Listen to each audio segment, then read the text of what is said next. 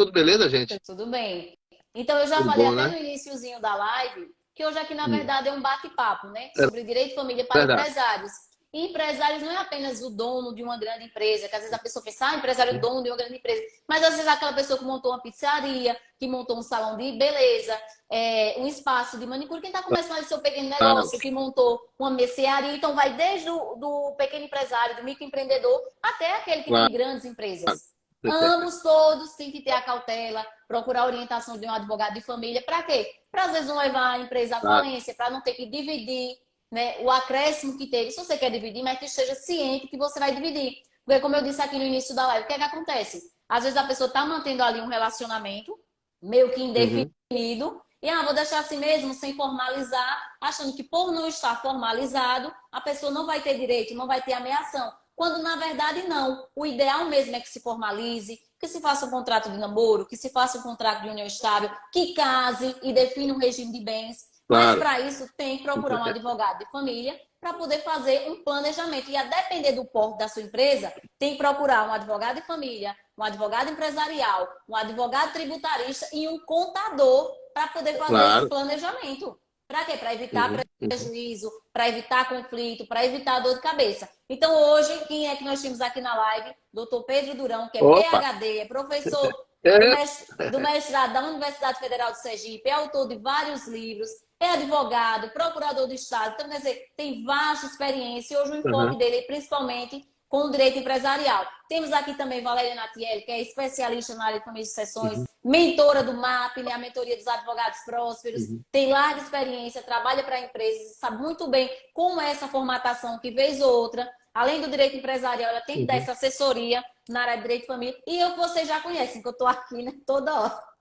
Vocês já sabem que eu atuo também na área de direito de família, atuo também com direito empresarial. E, na verdade, o direito, todas as matérias são muito interligadas, né? Às vezes a gente sabe mais de uma, se dedica mais a uma, Claro. a outra, mas o direito, eles estão interligados. Sempre a gente tem que estar buscando ali informações. Até outro dia eu tive uma audiência de juizado especial, aí o conciliador disse assim, doutora, mas não cabe esse tipo de recurso. Eu disse, veja bem, o CPC se aplica subsidiariamente aos juizados especiais, então se aplica.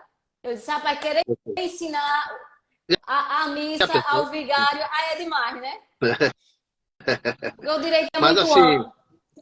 com certeza. Mas assim, eu queria agradecer já um novo convite, um outro convite, né? Para mim é uma satisfação muito grande, viu, estar aqui com você, a doutora Jaqueline Santana, a doutora Valéria. Assim, são pessoas do bem, pessoas de experiência na advocacia, jovens advogadas, mas militantes, guerreiras. E para estar nesse fórum aí, subindo escada, batendo perna, tem que ser guerreiro, né? Tem que ser guerreiro. Não só conhecer o direito processual, como também as nuances do direito, né? Muito importante, as entrelinhas, porque às vezes a gente estuda os livros, os manuais, a gente vai realmente aprender o quê? Militando, né? Subindo as escadas, conversando, ouvindo daqui e dali, olhando o livro A, o livro B, indo à jurisprudência, colhendo os julgados. Isso é o quê? É a experiência que nos faz faixa preta, né? Mas assim, eu queria agradecer o convite aí de Jaqueline, de Valéria, agradecer a você que está nos assistindo, viu? Que está nos prestigiando nessa live, mais uma live.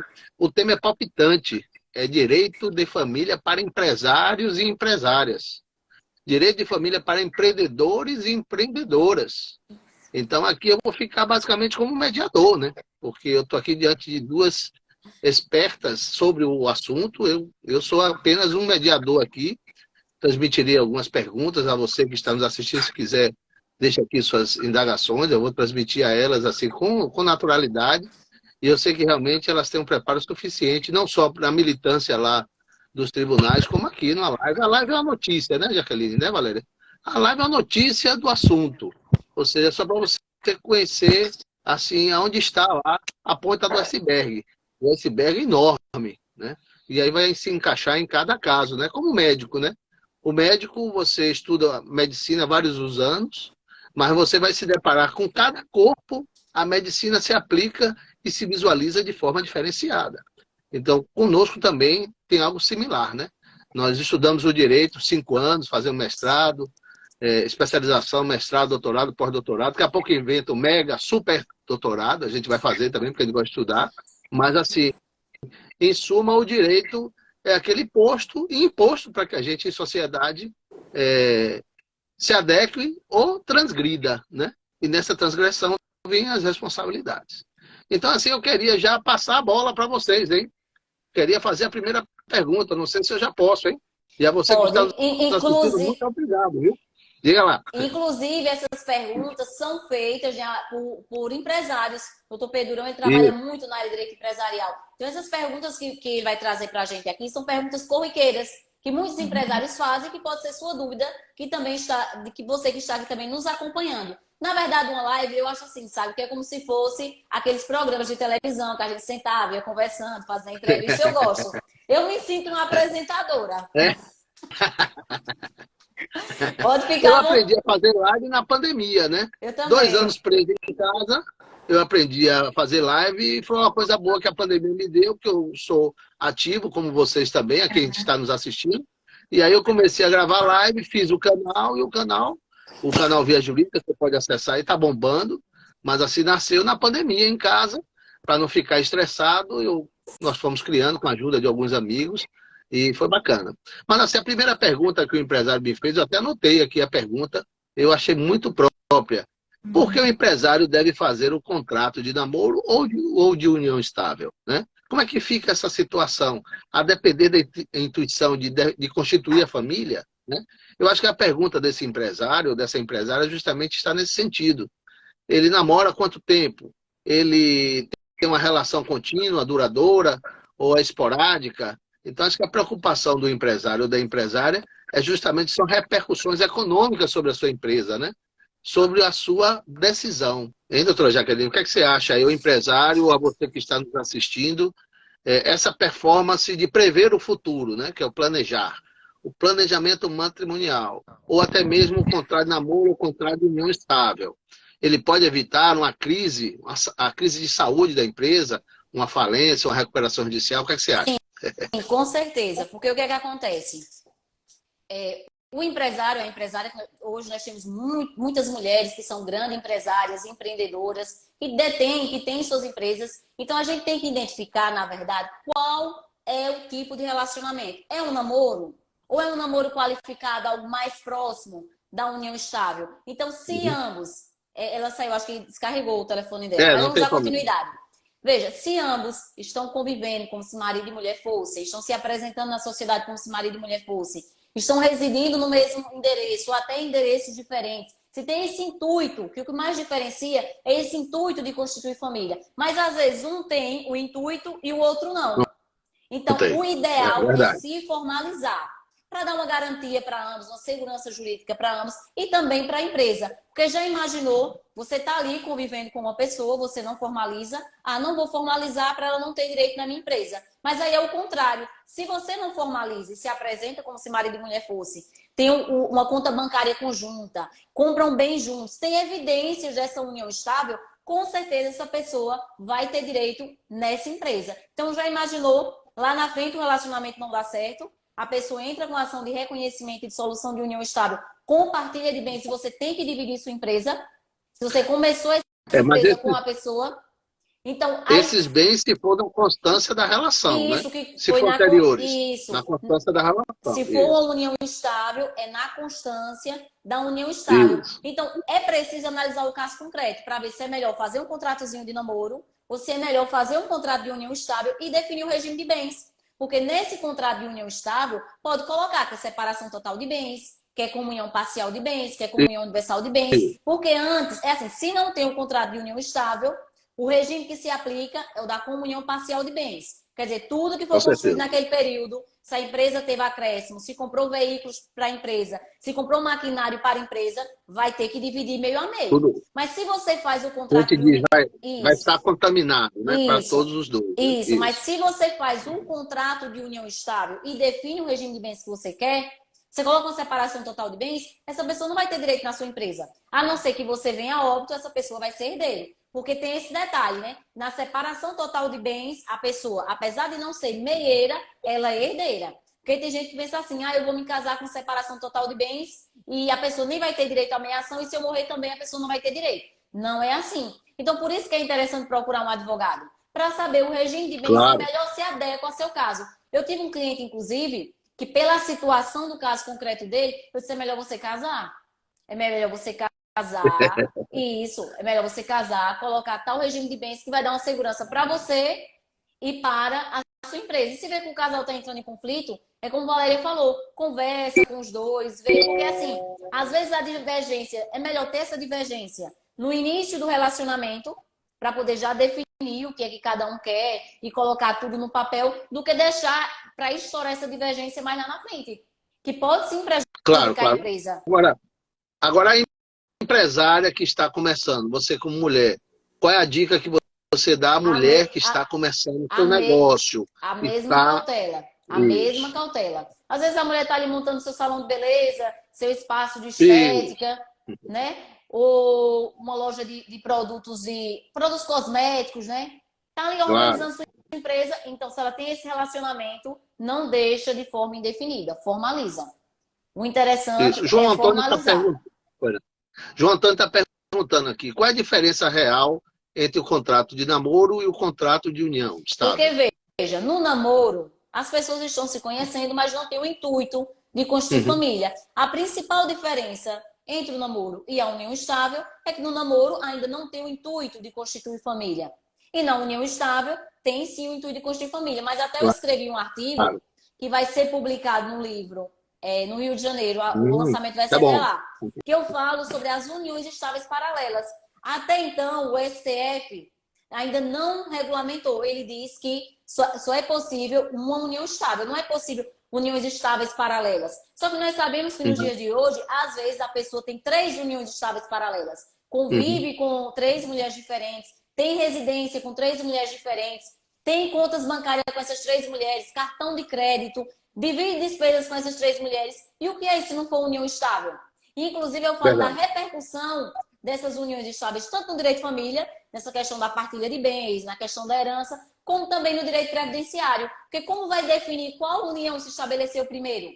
A que começou de fato primeiro ou a que teve um filho primeiro? Então está tendo muita divergência nessa área. Já tem várias decisões de juiz de primeiro grau reconhecendo as uniões estáveis paralelas. Mas quando chega no STF, aí é barrado. Mas eu acredito que pela força da doutrina, da jurisprudência, e como o direito, a jurisprudência, a justiça tem que acompanhar a evolução da sociedade e as transformações da sociedade, então eu acredito que logo, logo vão regulamentar essa questão das uniões estáveis paralelas. Até mesmo é uma nova formatação de família, né? Da mesma forma que hoje já foram regulamentadas as uniões homoafetivas. Tem também a questão do poliamor. Já tem muito doutrinador escrevendo sobre isso, inclusive Cristiano Chaves, que é especialista na área de família, né? Um expert, tem vários cursos. Ele fala muito sobre essa questão do poliamor e o desdobramento desse poliamor. Então, o STF, muito em breve, vai ter que se manifestar. Porque senão, como é que vai resolver? Até a questão do benefício previdenciário, de uma pensão por morte. Né? Como é que vai definir? Olha, eu tive aqui um caso no escritório, que a senhorinha chegou com um testamento, que o senhorzinho, ele colocou, olha, a casa A vai ficar para a mulher tal, a casa B para a mulher tal e a casa C para a mulher tal. Só que aí... Foi bom, não foi não?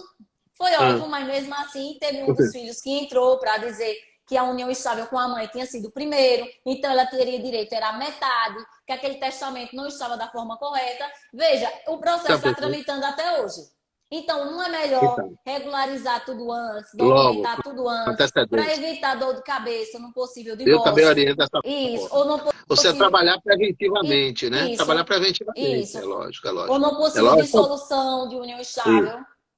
Sodré está perguntando aqui, e esse contrato de namoro ou contrato de união estável, faz aonde? Então, o ideal é que se faça com um advogado. Claro. Pode fazer um contrato particular, como também pode fazer um público, né? E registrar em cartório.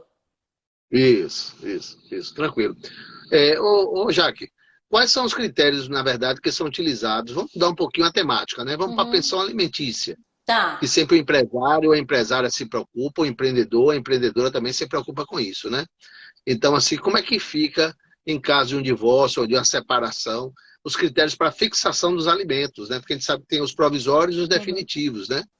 Então, como é que fica essa fixação de alimentos para aquele empresário ou empresária que estão se divorciando, com as cautelas que eles devem ter? Então, para a fixação da pensão alimentícia, Qual é a prioridade? O interesse do menor, do infante. Claro. Então, o que é que vai se observar? O binômio necessidade, possibilidade. E A necessidade do infante e a possibilidade do genitor. é E verdade. ainda tem um outro requisito, que é a questão da proporcionalidade. Proporcionalidade. Justamente. Verdade. Mas o que é que Quem ganha acontece? mais, paga mais. Justamente, justamente. É isso aí. Então, suponhamos que o pai tem uma grande empresa, né? Às vezes tem gente que faz o quê? Eu vi um caso de empresário que ele, apesar de ter uma grande empresa, ele colocou que o prolabore dele era de um salário mínimo. Só que em contrapartida, nas redes sociais, ele ostentava uma vida luxuosa, carros de luxo, jet ski, viagens caras. Então, nós conseguimos demonstrar que ele tinha, sim, condições de pagar a pensão alimentícia que a gente estava pleiteando. Claro. Então, e há possibilidade ainda da gente pedir a quebra do sigilo bancário deste empresário para ver, mesmo que ele coloque o faturamento só da empresa, a depender, a gente consegue fazer uma fundamentação jurídica para que quebre o sigilo também da empresa, para saber o poder aquisitivo do pai, para saber quanto esse pai pode colaborar com o sustento do filho. Porque, veja, se o filho está acostumado com aquele padrão de vida, né, com roupas de grife, com escola de alta qualidade, com alimentação, com nutricionista, sabe? Nós sabemos que é outro patamar. Por exemplo, o filho de Gustavo Lima, eu cito sempre esse exemplo, né? Ele tem outro padrão de vida, Claro. né? Então, tem que respeitar o padrão de vida do pai ou da mãe. Quem E for buscar manutenção, isso, né? Mesmo na separação de isso, tem corpos, que manter buscar o manutenção. padrão, isso, tem que E o manter o padrão da Ministério criança. Público está atento, né? Porque o Ministério Público protege a Com criança e o certeza. adolescente. E ele está atento se existe esse patamar, se não existe violência doméstica, se não existe alienação parental, Isso, entre até uma outras violência performances. patrimonial. Porque o que é que Isso. acontece? Infelizmente, tem muitos homens, né, que fazem de tudo para prejudicar a mulher na partilha de bens. É aí que o advogado entra para demonstrar que a mulher está sofrendo esse tipo de violência, que a mulher participou de fato na construção daquele patrimônio. Porque o que às vezes o homem diz? Ah, mas ela não fazia nada, ela só ficava em casa, ela nem trabalhava na empresa. Mas isso não importa. Se estava naquele período, mesmo que ela nunca foi lá na empresa, mas ela tem sim direito a depender do regime de bens, a depender se constitui uma união estável, porque é como a gente está falando aqui desde o início, né? A gente está falando assim de forma genérica, mas é preciso uma análise do caso concreto para poder dar um panorama da situação, para a gente poder orientar o regime de bens, se casa, se faz um contrato de união estável, como fica essa questão da pensão alimentícia. Essa dica é boa, Jaque, porque, na verdade, o que é que a gente sugere sempre, né? Que haja uma advocacia preventiva. O que é advocacia preventiva? Então, você, empresário, empresária, empreendedor, empreendedora que está nos assistindo, ou colega que está nos assistindo, pense nessa nuance. Ou seja, é uma advocacia que vai prevenir o conflito. Então, procure um advogado com essa expertise para que coloque a orientação devida e evite um desprazer de alguma coisa que certamente pode ocorrer num litígio, né? A gente sabe disso. Mas assim, mudando um pouco da temática, porque aqui é a notícia, viu? É a notícia dos temas, porque é algo muito complexo, não dá para a gente se aprofundar realmente numa live. A ideia é só trazer assim os pontos mais cruciais. Na parte de guarda, né? Outra preocupação do empresário também, da empresária. Na hora que se desfaz o casamento, seja pelo divórcio, seja pela separação judicial, como ficaria a definição de guarda e se isso interfere no valor da pensão, né? Porque às vezes a guarda fica com a mulher e às vezes a guarda fica com o homem. Então, quem define essa guarda, né? E como isso vai interferir na valoração, no quanto dos alimentos? O que é que você acha, Jaque? Então, se não há um consenso entre os pais, né, e como será definida a guarda, qual o tipo de... Vocês não escolhem a guarda, se não há um consenso entre eles, aí vai para o judiciário. No judiciário, o juiz, quando ele, através dos documentos e das alegações trazidas pelos genitores, se ele ainda não consegue identificar o que é melhor para um infante, o que é melhor para a criança, para o seu desenvolvimento psicossocial, a sua formação, aí ele manda fazer o estudo social e o estudo psicológico, para assim identificar se é melhor uma guarda compartilhada, se é melhor uma guarda unilateral, se é melhor uma guarda alternada. E aí ele vai fazer essa análise e com base nesses laudos, inclusive os genitores também podem contratar peritos para complementar esse laudo do perito judicial, que às vezes o perito judicial que é nomeado pelo juiz, dá um laudo, aí o perito que foi contratado pelo genitor dá outro laudo, e o perito que foi contratado pela genitora, pela mãe, dá outro laudo. Então, o juiz vai analisar Aham. todo o E, arcabouço, vai ouvir as partes, analisar e vai identificar o que é melhor para a criança. Às é, vezes, até ele define um período assim, de 6 meses, né? Para para testar o que é melhor. verificar, Isso, né? e depois Para verificar, chama novamente. E a claro. obrigação de prestar alimentos é tanto do pai quanto da mãe. Sim, E sim. mesmo que. Inclusive proporcionalmente, né? Inclusive Isso, proporcionalmente. isso. Mas outra indagação é que deixa assim Deixa eu a gente complementar perplexo só essa também. Vá, informaçãozinha. vá, Quando se vá. fala de guarda compartilhada, muitos pais acham assim, como é a guarda compartilhada, os genitores, né? Quando eu falo pais, agora é genitores. Eles acham que quando a guarda é compartilhada, eles não vão precisar pagar a pensão alimentícia, mas vão. E se não Claro. chegar no consenso, o juiz que fixa o valor. E aí vai fazer toda a análise também para poder manter o padrão da criança. Porque quando se trata de Por guarda de isso, pensão alimentícia, a prioridade não é o pai e a mãe. A prioridade é a criança, é a formação psicossocial da criança. claro, Aí que entra o Ministério Público, para que vai atuar manutenção da na saúde da defesa da criança, criança. né? Isso, E do adolescente, isso, para manutenção da saúde isso, mental, física e tudo, né? isso, E isso. outra coisa interessante que você colocou também, é importante já pensar o empresário que esteja nessa situação de crise familiar, fazer uma análise das suas despesas gerais e as despesas com descendentes, né? Porque a gente vai avaliar para daí permitir qual seria o percentual razoável para a definição dos alimentos, né? E uma coisa você colocou aí, mas a guarda, qual o principal interesse na definição da guarda? O que é que você acha, Jair? Então, como eu disse no início, né? O principal interesse é o do infante. Com certeza. E isso é também acompanhado pelo MP, né? Pelo Ministério Público. Isso, justamente. Ele vai verificar se há um descompasso, um desequilíbrio, e a partir daí tentar colocar de forma mais assertiva, né? A gente sabe disso. Isso. Bom, outra situação que também acusa muito os empresários de um certo receio e medo é justamente o planejamento sucessório, né? E aí a gente usa no nosso segmento da advocacia corporativa e familiar, né? Nós trabalhamos com isso, advocacia corporativa e familiar, e pegamos também esse desdobro ligado à família. Então, justamente disso que Jaqueline está colocando aqui com assertividade, ou seja, o divórcio, os alimentos, a guarda, a visita, a própria separação judicial, são situações delicadas que o empresário e a empresária passa, que são momentos de crise, né? E o tempo passa, com certeza isso vai permitir que venha saúde mental, psicológica, psiquiátrica, em todos os sentidos.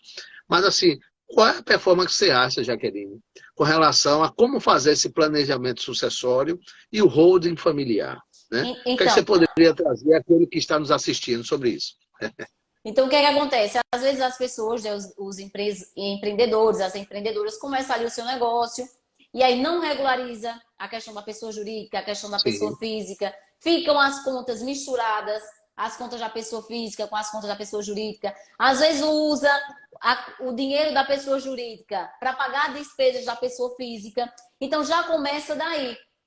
Tem essa deficiência já nessa questão da estruturação e da gestão do negócio. Aí você vê a empresa, ela começa assim, já desorganizada e desordenada.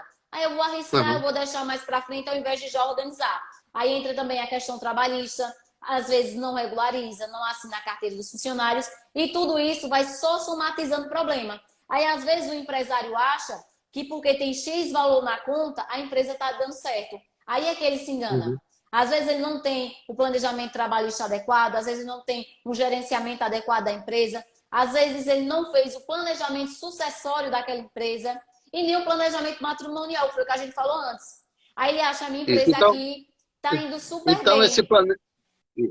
Aí às esse vezes planejamento sucessório é identificar mais ou menos a ideia de média de vida da empresa, como ficaria em caso de morte de uns empresários, né, de um dos isso, sócios, como isso. desdobraria essa empresa, né? Isso. Não é Por isso? exemplo, quando se trata de empresas familiares, às vezes as pessoas não têm essa cautela. Aí, por exemplo, às vezes é um casal, tem 2 filhos, aí o que é que eles fazem e acham que está organizando, né? Por exemplo, comprei essa empresa aqui, vou botar no nome do filho A, comprei essa outra e vai Uhum. colocando cada empresa no nome de um filho e acha que essa é a divisão correta. Só que eles esquecem que esses filhos vão constituir outra família, que vão ter um cônjuge, e aí pode repercutir na empresa diretamente. Por isso que é interessante fazer o planejamento matrimonial e o planejamento Com sucessório certeza. também, para Com poder certeza. já organizar isso.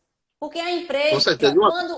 quando o empresário entende que a empresa não é ele apenas, né? Que a empresa é uma pessoa jurídica, que é um negócio, que essa empresa, se ele quer que essa empresa se mantenha no mercado, então é interessante fazer esse planejamento matrimonial, é interessante fazer o planejamento sucessório, o rol familiar, que hoje em dia está muito famoso, que aí entra não só o advogado de família, entra o advogado tributarista, porque fazendo o planejamento Sim. e o rol Um bom familiar, contador, ele um e isso bom contador economiza também. até em termos de tributos. Aí chama, na Com verdade, uma certeza. equipe. Aí, às vezes, ele acha que É verdade. eu vou ter esse dispêndio, mas, na verdade, não é dispêndio de recurso, é investimento. Você vai chamar ali o Claro. seu advogado empresarial, o seu advogado tributarista, até um trabalhista, dependendo de como esteja a situação trabalhista da empresa, o seu contador. Porque o que é que acontece? Às vezes, o empresário acha que o contador resolve tudo. Mas, minha gente, cada um no seu quadrado. O tributarista vai entender do tributário, o de família vai entender da parte de família, o Verdade. empresarial vai entender da parte empresarial, mas ele acha assim, tem empresários que acham que o contador dele vai resolver tudo. E não é assim. Cada um tem Com sua certeza. área de atuação. Aí Com faz uma reunião, certeza. faz o planejamento, cada um faz um estudo da empresa. Não é chegar num dia e já resolver. Tem que fazer estudo da empresa. Eu trabalho Claro. também para a empresa e eu comparava muito duas empresas. Uma estava toda organizadinha, quase não tinha demandas trabalhistas. O dono da empresa, o regime de bens, tudo regulado, a questão da pensão alimentícia, já pensando como ia ser o desdobramento mais para frente, quando ele tivesse mais idade, quem era que ia assumir essa empresa, se tinha outros sócios. Então, e a outra empresa que Uhum. estava desorganizada na parte trabalhista, que estava com débito fiscal, Com essa outra certeza. empresa que estava toda desorganizada e que o empresário achou que estava bem, porque estava entrando dinheiro, achou que Isso. estava bem. Essa Outra, empresa, isso. Outra, infelizmente, eu tive que acompanhar o processo de falência. Porque é como a gente fala também do tranquilo. gerenciamento dos escritórios de advocacia. Porque o que é que o Uhum. advogado faz? Que é uma coisa muito comum, né? Deixa tudo para organizar depois. E aí vai fazendo de qualquer jeito, sem fazer o gerenciamento. E sem o gerenciamento, o escritório vai falir. Eu faço sempre um comparativo. Quando o empresário vai montar uma loja, o que é que ele faz? Ele faz uma análise de mercado, monta a loja, coloca a E prateleira dele de produtos, escolhe a equipe um a um de acordo com o custos perfil, treina a equipe. iniciais, Isso, progressivos, com isso. certeza. Treina a equipe e aí se lança no mercado. O advogado não, deixa tudo para depois. E aí Não pode. por isso que muitos advogados chegam à falência. Os Isso. escritórios de grande porte, Outra eles coisa que têm você... eu estou falando muito, né? Deixa eu só concluir esse Não, tem raciocínio. problema. Eu falo Vai lá. demais, Não, meu filho. eu só queria colocar uma coisa, uma situação que Valéria colocou aqui, importante também. Quando a gente fala no direito de família, a gente está falando as nuances aí em caso consensual e litigioso. Mas Valéria tocou num ponto importantíssimo. Preferencialmente, é importante buscar o consenso, né? Consensual. Por quê? São demandas de família, são demandas que envolvem pai e a mãe, e que envolvem filhos, descendentes de pessoas que se amaram um período de vida. Então, por que ficar brigando, se degladiando, né? E outra coisa, não se confunde a relação entre homem e mulher com a relação de pai e mãe. São relações distintas. Quem está se separando é o homem e a mulher, o pai. A função do pai e a mãe, elas permanecem. Então, eu acolho tranquilamente a ideia de Valéria de sempre buscar a consensualidade. Se puder haver consensual, é excelente, viu, gente? Porque quando vai para o litigioso, é uma briga judicial, um conflito de interesses. Nesse conflito de interesses, pode levar anos. A gente não sabe. Nem um advogado sabe.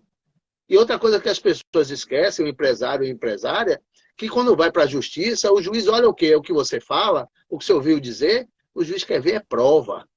Tem documento disso, tem documento daquilo, tem testemunha, tem um PDF, tem um print, ou seja, os estilos de provas que o direito permite. É isso que o juiz quer ver. Então não adianta só falar que aconteceu isso, aconteceu. Eu acho que ele ganha 10 mil, eu acho que ela ganha 10 mil. Não é assim, né? Eu acho.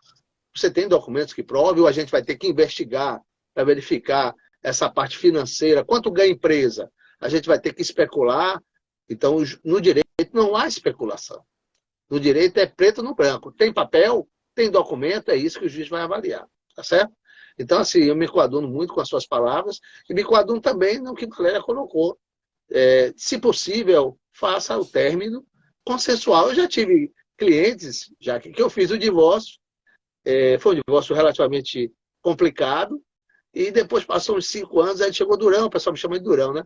Durão, velho, eu posso casar? O que é que você acha? Eu posso casar? Eu disse, claro, você não divorciou, você está livre, pode casar. Você quer casar? Pode casar. Não, mas eu quero saber se eu posso casar com a mesma mulher que eu divorciei. Você me divorciou. Eu posso casar com a minha mulher? Claro, você é livre para casar com qualquer um, inclusive com a ex-mulher. E ele casou e vive bem até hoje. Então, isso é muito relativo, gente. Então, é Deus no comando de tudo e os seres humanos tentando sobreviver diante dos conflitos e das relações, tá certo? Mas eu queria fazer uma pergunta, talvez aí já estamos chegando ao final, né? A Jaque, dentro dessa empresa, né? Dessa empresa familiar, que pode ser de médio e grande porte. Temos algumas até de pequeno porte. É preciso realmente fazer a consulta de um advogado de família para adotar essas medidas necessárias? O que é que você acha, Jaqueline, com relação a isso? Aquele que está nos assistindo, que é um pequeno empresário, seja ele de médio, ou seja uma MEI, ou uma antiga Eireli, ou SLU atual, uma limitada, qual a preocupação que ele deve ter com relação a isso? Ele deve procurar um advogado? Quais são as suas sugestões daquele que está nos assistindo? Beleza. Sem sombra de dúvidas, ele deve procurar a assessoria de um advogado de família. Um advogado de família e sucessões. Por exemplo, quando você falou, né, de fazer as coisas de forma consensual, é porque o que é que acontece? Às vezes, a gente não tem noção, né, da finitude de nossa vida, né? Ninguém vive para sempre. Claro. Ninguém sabe o dia de amanhã. Às vezes a pessoa é muito Sim. jovem, tem saúde, mas ninguém sabe o dia de amanhã. Então não é melhor já deixar tudo organizado para os filhos não entrarem em conflito no futuro? Não é melhor fazer esse planejamento sucessório, esse rol familiar para deixar já tudo organizado? Sem sombra de dúvida. Puder resolver em vida, isso, a dica mais forte é essa, com certeza, isso. com certeza. Tudo para evitar conflitos. Pessoas que, não, e são pessoas que você que está nos assistindo teve uma relação importante, uma relação de amor, uma relação duradoura. Por que não solucionar? Por que não criar uma proteção jurídica para essas pessoas? Então, isso é importante. E aprender essa noção de que a mulher que você teve, o homem que você teve, uma relação conjugal, é diferente da função de ser pai e mãe. Os filhos não merecem o constrangimento de um divórcio firme, grotesco, atenuante, melhor, duradouro, por séculos, por dias, por meses, por anos. Será que isso vale a pena? Então, realmente a dica de Valéria aí, eu acho importantíssima pensar na consensualidade. E claro que no consensual, ambas as partes perdem um pouquinho, mas ganham tempo, ganha o retorno numa possível amizade. Porque o tempo, eu digo, o tempo diz tudo, né? O tempo dá resposta a tudo. Mas estamos chegando ao final. Eu queria agradecer a você que está nos assistindo, a Yasmin, a Leilane, a Piecesa, entre outros aí que estão nos acompanhando. Muito obrigado. Obrigado a doutora Jaqueline pelo convite, viu? Pelo carinho de me chamar para mais um bate-bola, agora sobre direito de família para o empresário e empresária. E é isso aí. Mas eu devolvo a palavra aí a Jaque aí para suas extensões ou palavras finais. Beleza. Então, o que eu observo, e assim, já fazendo um apanhado da nossa live no geral, é que os empresários, eles têm medo de formalizar. Eles acham que formalizar as coisas vai gerar ônus, vai dar despesa, e na verdade não é. Vai prevenir conflitos e vai evitar despesas no futuro, ou até mesmo a falência da empresa. Isso. Vai dar segurança às pessoas que ele gosta. Isso. E às vezes deixa para procurar o advogado depois que as coisas já estão desorganizadas, que torna-se muito mais difícil o trabalho do advogado. E se o advogado vai trabalhar mais para resolver aquela demanda, com certeza ele terá que cobrar uns honorários mais onerosos. Mas se você já procura para trabalhar de forma preventiva, é muito melhor. É como um problema de saúde.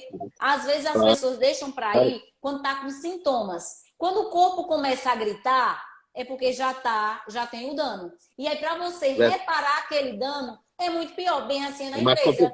Às vezes tem aquele detalhezinho, aí não procura o advogado para sanar, para ver a saúde da empresa, para reparar aquele danozinho. Aí aquele danozinho, ele só vai aumentando. Às vezes, quando ele vem a perceber, o dano financeiro, patrimonial é gigantesco. Sim. Por isso que é interessante, sim, fazer o contratozinho de namoro de união estável ou formalizar o casamento, definir o regime de bens que mais se adequa à sua realidade. Se tiver no processo de divórcio ou de solução de união estável, ver como fica a questão da pensão alimentícia, da guarda, sempre primando pelo interesse do infante, pela sua formação psicossocial. E também a empresa, mesmo que seja pequenininha, que esteja no começo, já faz o planejamento sucessório, o holding familiar, para evitar conflito, para evitar prejuízo. As coisas organizadas engrenam muito mais. É como um relógio. O relógio, quando ele está funcionando, as peças tudo direitinho no seu devido lugar, ele não fica ali engrenado, uma coisa ligada à outra, independente da outra. Bem assim é na empresa. Verdade. E não é só o advogado de família, é uma atuação conjunta. É o contador, o advogado de família, o tributarista, o advogado empresarial, o advogado trabalhista. É uma atividade conjunta. Então, o que eu digo para os empresários, os que estão começando, os que já têm empresas grandes, é que procura assessoria de advogados de sua confiança, organize sua empresa, previna esses problemas, cuide da saúde de sua empresa. Que isso vai evitar e vai manter a sua empresa no mercado, progredindo, evitar uma falência, uma recuperação familiar. Então, se tem os advogados capacitados, a gente precisa utilizar. E não achar que o contador sozinho vai resolver tudo. E aí, quando dá o erro lá na frente, vai culpar o contador. Não pode, né? Porque cada um tem sua expertise, cada um tem sua área de atuação, sua especialidade. Então, não tenham medo de procurar um advogado para saber como fazer as coisas, para pedir orientação, fazer sua consulta jurídica. Às vezes as pessoas acham que eu vou cobrar, vou pagar R$300, um salário, 2 salários, 5 salários para fazer uma consulta, aí acha oneroso. Mas mais oneroso é você ver a sua empresa, o seu sonho de vida, a manutenção de sua família, o seu sustento desabando. A gente sabe que se a empresa não tiver organizada, ela vai falir. As coisas precisam estar engrenadas, porque o mercado já está difícil. Se a gente não organiza, e é o que eu falo, da mesma forma do empresário, o advogado, a advogada, tem que ter seu escritório organizado, tudo engrenado. Os grandes escritórios, eles sempre têm um administrador, um contador, um gestor financeiro, já para poder fazer esse aparato e organizar tudo, deixar tudo nos seus devidos lugares. Isso aí. Então, eu quero agradecer a doutor Pedro Durão por estar com a gente, por aceitar esse convite. Quero agradecer a Valéria Natielli, que entrou com a gente no iniciozinho da live, mas não pôde continuar, porque o celular dela deu um probleminha. Muito obrigada a vocês, muito obrigada a todos que participaram. E fiquem atentos, que toda semana vamos trazer uma live aqui com os melhores profissionais do estado de Sergipe, ou até mesmo do Brasil. Vamos convidar o povo para estar com a gente aqui interagindo, trazendo conhecimento e informações relevantes para vocês. Porque a pessoa bem informada é outro nível, né, minha gente? Beijo grande. Conhecer para vencer. Valeu. Um forte abraço. Beijo. Obrigadão, tchau, tchau. A live fica na sala para que vocês possam assistir, tá? Tá bom. Obrigadão, viu? Tchau, tchau.